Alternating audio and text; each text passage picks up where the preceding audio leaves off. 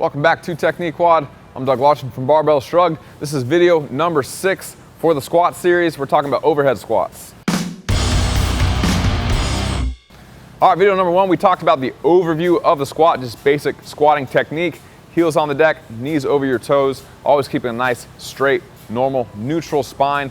Video number 2 was on front squats. Video number 3 was on back squats.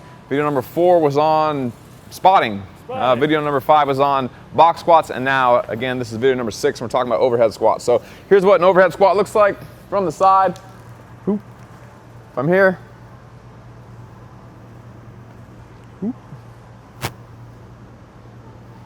Okay.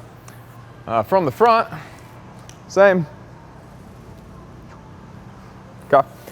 So the drill that I like the best, and the reason I have a PVC pipe in my hand, I don't have a name for it, but it looks like this, where instead of grabbing the bar just like this, you set the bar flat on your hand like that. And if you can do an overhead squat with your hands flat just like this, and you can do a perfect overhead squat just like that, then you can probably do an overhead squat with a barbell and with a lot of weight, because in order for you to go all the way down in this position where your hand is flat, you're all the way externally rotated, and your elbows are straight, if you can do it like that, that means that you have all the mobility that you need to do an overhead squat with a regular barbell or what have you. So if you can't do an overhead squat like that, then you probably have some mobility restrictions that you need to work around first before you even need to worry about adding weight or doing full squat snatches or anything that's overhead squat related. So gotta have the mobility first. The overhead squat is kind of an interesting movement, because if you have restrictions pretty much anywhere, upper body or lower body, then it's going to throw your form all off, and you're going to get all funky, and you're going to compensate, and you're going to hurt yourself. So from the side, here's kind of the common compensations. If I don't have very mobile shoulders, then oftentimes the bar will be in front of me, and I'll lean back a little bit. It keeps my arm vertical, but I'm leaning back because I can't go all the way overhead, and then I tend to be here as I go down, or I tend to bend my arms like this, and I try to stay forward like that, okay? So if I can't get my arms all the way straight and floating behind my head like this, then I'm either gonna, again, bend my elbows and internally rotate and break here, or I'm gonna keep my elbows straight and I'm gonna lean back. Either way, you probably have some type of a shoulder range of motion issue that you need to go fix if you're gonna ever overhead squat correctly, okay? Other things, if I have ankle mobility limitations and I can't bend my ankles very much, then I'm probably going to push my butt back and bend forward like this, because my ankle can't bend any further than that, and then my arms end up floating way behind me, where if I stand up all the way, they're actually behind me like that, okay? So if you do that, or ankle-wise, if I get here and my heels come off the ground, or my knees dive in like that, then again, I probably have some type of ankle range of motion restriction. There's other reasons that could happen, but for the most part, I'm going to say that you want to check your ankles first if you're making those types of compensations. And finally, the big one is rounding your back. If you have, well, you could have shoulder, ankle, or hip range of motion issues if you're rounding your back. But if you get down like this, and then you start to get that butt wink where you start to round your low back, then you might have some type of a hip range of motion issue. You need to go fix your hips. We have all kinds of mobility resources, and there's a million other mobility resources out there. We're not going to talk about all those things today. If you want to check out ours, you can go to barbellshrugged.com/mobility, and there'll be links to all of our mobility videos if you go to the site. So you can check that out there if you'd like. So again, from the side, good overhead squat looks like this. Bad overhead squat, I could be leaning back, I could have my elbows bent, I could round my back at the bottom. My heels could come off the ground if I'm staying vertical. From the front, again, my elbows could be bent, and I'm leaning forward like this, where I'm all internally rotated. If my elbow isn't pointing up like that, and it's pointing forward like that, then I probably have some shoulder instability. I'm gonna get some shoulder problems. If my knees ever dive towards each other, or they wobble in and out, again, that's something that is gonna probably wear on your knees over time.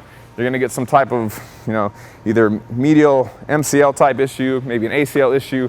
You could get some patella tendon issues. All kinds of things could potentially happen if you're letting your knees wobble in and out, okay? Next thing that I was here with regards to overhead squats is that people wanna do, they wanna do full snatches, but they can't overhead squat at all, but they still snatch anyway. So I'm going to suggest that even if you don't train the overhead squat a lot, you need to at least be proficient with it before you go do full snatches. So if you can't overhead squat very well, then that's the time where you're going to practice the overhead squat, where you're actually doing sets and reps of overhead squats just to work on the technique. That way you can go back to doing full snatches. Again, if you have mobility restrictions, you're going to want to work on that first before you even need to worry about practicing the movement. But for weightlifters, they probably don't do a lot of overhead squats as far as heavy sets and reps in training. Rather, they're going to basically make sure that they can do the movement correctly. They're going to train that overhead position with things like snatch balances and heavy full squat snatches. And then as far as making their legs stronger, they're really going to focus on front squats and back squats, because your overhead squat, as far as your leg strength, will probably never be your limiter. If you can snatch it, then you can probably stand up with it during the overhead squat portion of the lift. So CrossFitters, on the other hand, you're going to have to practice overhead squats for like a heavy set of 3 a lot more than someone like a weightlifter would. Weightlifters, for the most part, they don't really do that. If you don't have a rack, then in a lot of CrossFit competitions, this is common, where you might have to do an overhead squat out on the open floor. There's a couple ways that you can go about getting into that overhead squat position. You can either straight up just snatch it and then you're overhead. You can do a full squat snatch if you need to, or more likely, if it gets heavy, you'll come here, you can power clean it or full clean it. You'll put it behind your neck, you'll widen your grip, and then from there, you can do some type of a snatch grip, push press, a snatch grip jerk. If you want to split, you can. Some people like to split and then get their footing back and then go into their overhead squat position. So those are options if you ever have to do an overhead squat in a competition out on the open floor. To conserve energy, I'd probably recommend the clean and then put it on your back and then go into your overhead squat. Another quick thing, a lot of people complain about getting sore and achy wrists. If I have a super wide grip and my wrist is kind of broken backwards like that and I'm bending forward, then it's going to really start to wear on my wrist. I'm going to get a lot of compression in the back and I'm going to start to get achy wrists over time.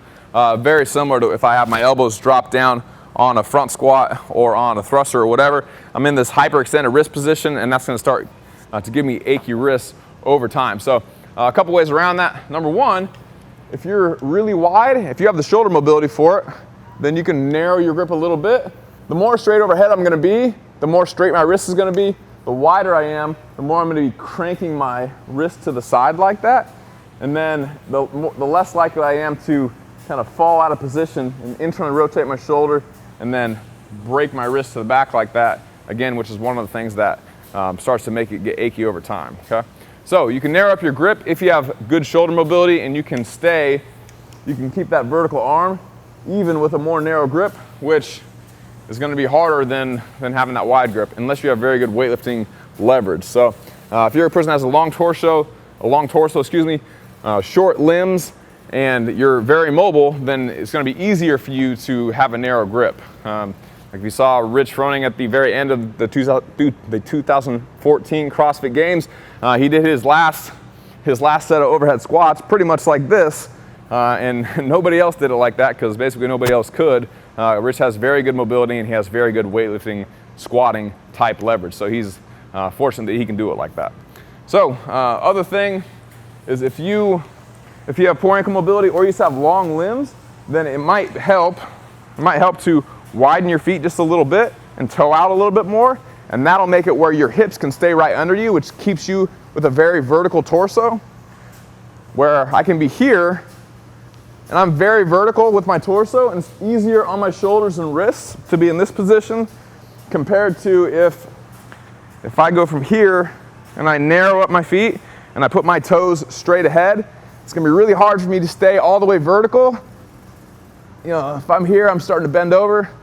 So you can see here, I'm pretty mobile, but still, I get to the bottom and I start to bend forward. My low back starts to round. I have to start to float my hands behind me like that. And I get out of position because with my mechanics, I have longer limbs, short torso, and even with good ankle mobility, still, it's going to start to push my butt back And then to keep the bar over my hands, I'm gonna have to round and get out of position in order to not drop the barbell if I wanna continue to go lower. If I don't continue to go lower, then I'm either gonna have good technique, but I'm only gonna be able to go halfway down. So if you're a person that has longer limbs, short torso, and especially if you have poor mobility, it's gonna help if you can go a little wider with your feet and maybe toe out a little bit more. Again, you have to push your knees nice and wide in order to keep your knees healthy. But you might have to squat like this in order to get into a good position at the bottom of the movement. Okay? So keep that in mind if you're a taller athlete. Okay? That's it for the overhead squat. Again, if you want to check out some of our mobility products, if you're a person that doesn't have adequate either upper body, especially shoulder mobility, hip mobility, or ankle mobility, and you can't get into a good overhead squat position, then go to barbellshrugged.com/mobility to check out those resources. Also, if you want more technique WOD videos just like this one, you can go to barbellshrugged.com, click the episodes tab at the top of the page. When the drop down comes down, click on technique WOD.